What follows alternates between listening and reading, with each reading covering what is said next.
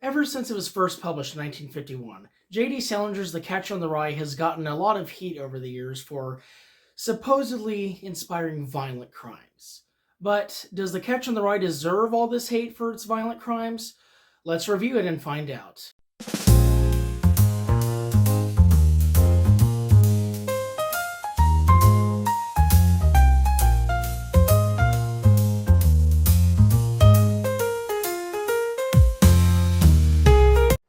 Welcome back to BG's Books. I'm Mr. BG, and today we will be reviewing The Catcher in the Rye by J.D. Salinger. So, The Catcher in the Rye has a very notorious reputation for inspiring real-life crimes because of how relatable the main character, Holden Caulfield, supposedly is. So, what I want to answer with this video is not only review on why it's a classic, but also why it's so deadly, and maybe or may not be why it's not taken out of print. So, yeah. But in order to get into all the weird stuff, I guess I have to explain what it's about. So, Catcher in the Rye is about Holden Caulfield. He's a 16-year-old boy who goes to a prep school in Pennsylvania called Pensy. But he has a very long history of getting kicked out of schools for not applying himself very much. So the exact same thing happens here at Pensy. So on his final night at Pensy, he decides to go visit an old teacher friend of his, so he walks across town and sees them, and his teacher is basically like, Holden, I mean, you're a great kid, but you got to do something with your life. You don't have any drive, you don't have anything to look forward to. You're just going through life like a nomad. And then Holden's like, I don't need this. And so he leaves and he goes back to his room. And we find out that his roommate Stradlater is currently going on a date with a girl that Holden used to be in contact with once upon a time. And Holden doesn't like that, so he starts to punch Stradlater, but Stradlater beats him up really good. And so, because Holden is just so upset, he decides to just leave Pensy and takes a train to New York, where the main story happens. So over the course of the next 2 days, Elton goes from place to place and experience after experience, but he always has a question on his mind. Where do those ducks go when the lake freezes over?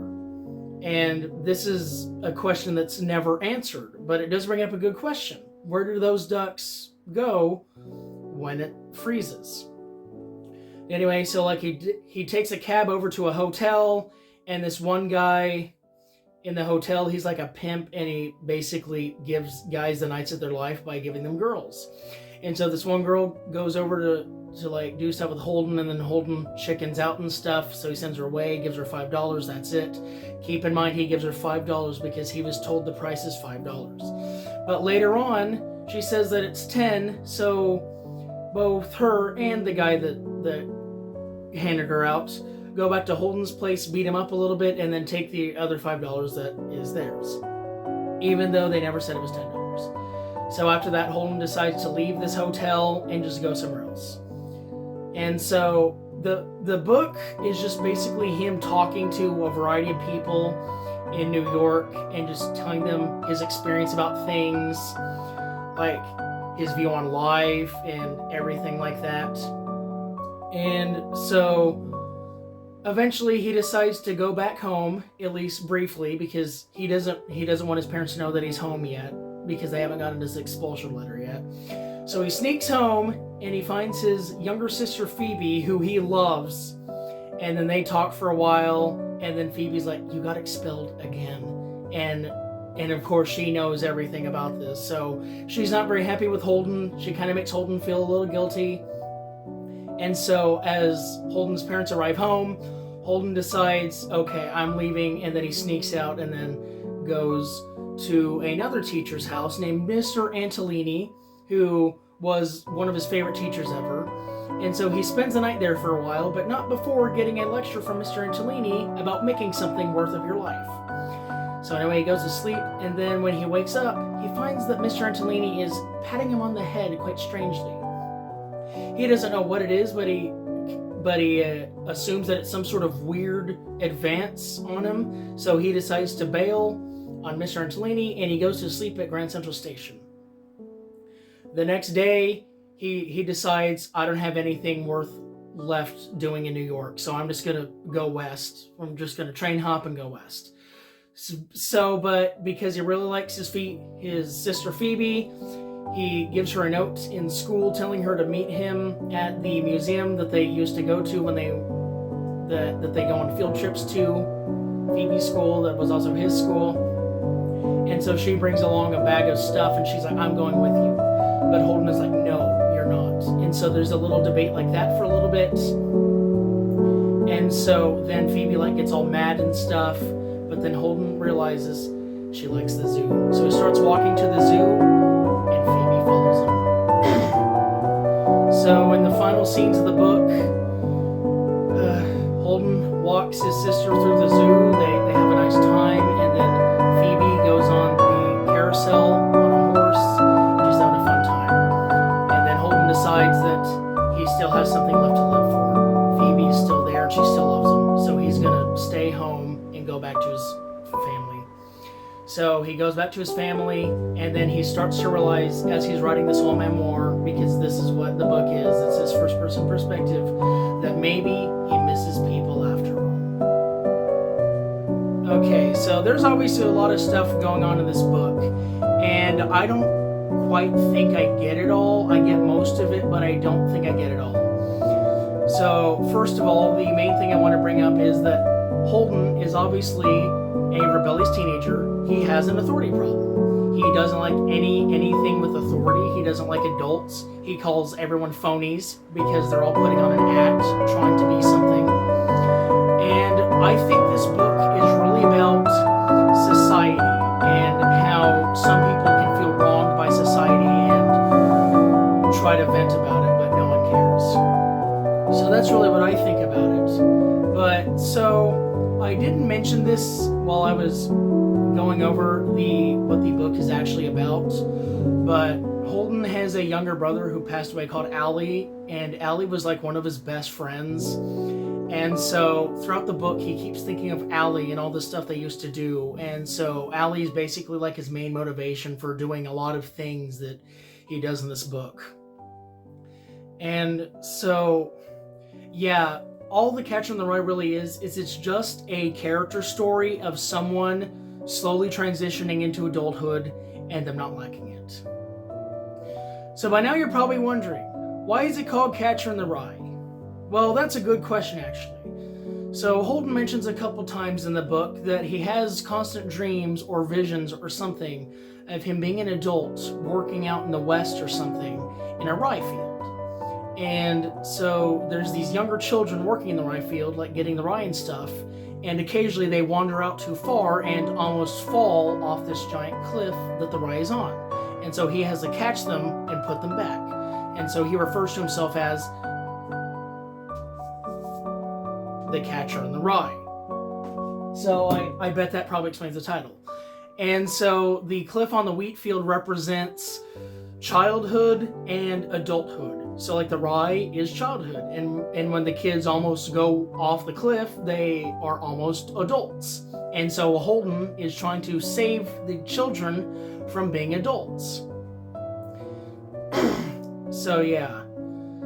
So this book is real interesting. It has a lot of hidden subtext that I don't fully understand, but from my understanding, it's all about how society doesn't care about the young people, and the young people feeling isolated and alone by society and feeling the pressures of growing up. And those are really good themes to go over because that stuff wasn't very much talked about back in the 50s, so I think it's very good on J.D. Salinger for that. But yeah, so now it's time for the big question I've asked at the beginning of this video. How did this book cause violence? And to answer your question, I'm not entirely sure. I mean, yeah, there's themes of teenage rebellion and society's bad and everything's phony and stuff.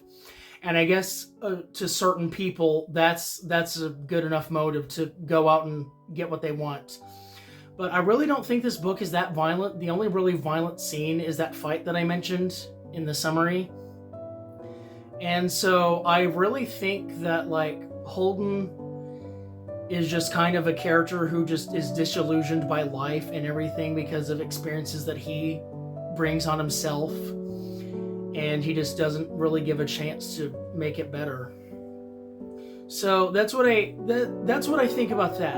Holden Caulfield is a cynic, and he hates everything, and he only likes very select things, and he's not willing to try anything else.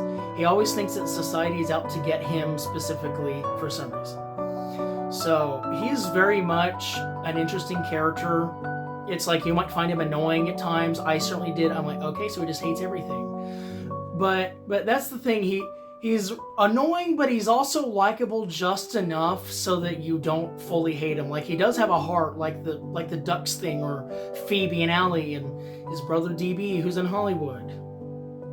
But like, yeah, Holden's an interesting character. He has a lot of nuance. You think you know him, but you actually don't, because he keeps surprising you with all of his things. It's like he has regrets, and at the end he says he misses people, stuff. So it's like, yeah, he is actually a very good character. He's very complicated, certainly more complicated than I could ever do. But yeah, I just like that about him. You think you know what he is, and then he's like, I'm actually this way. But he is very cynical, and he's very angry at a lot of things. He actually despises movies, which I thought was interesting. And yeah. So, I mean, outside of Holden just kind of being a little bit hard to read at some points, I really don't see why this book inspired as many crimes as it did.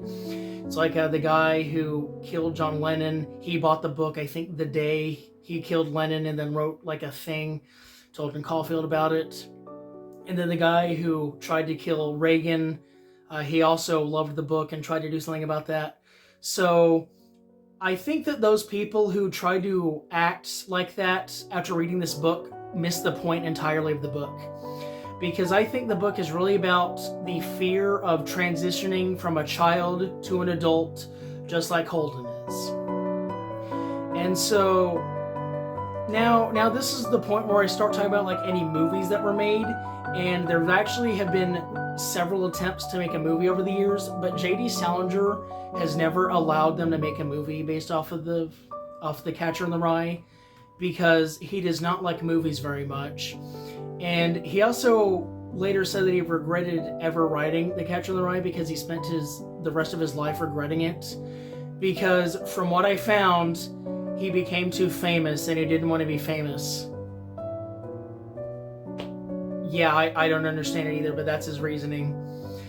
So anyway, yeah, The Catcher in the Rye is very much a lot of things, and it's a really good book. I think I'd give it about a 9.5. Like, it's certainly not my favorite book, but it is certainly very interesting. It's very short. It's less than 300 pages.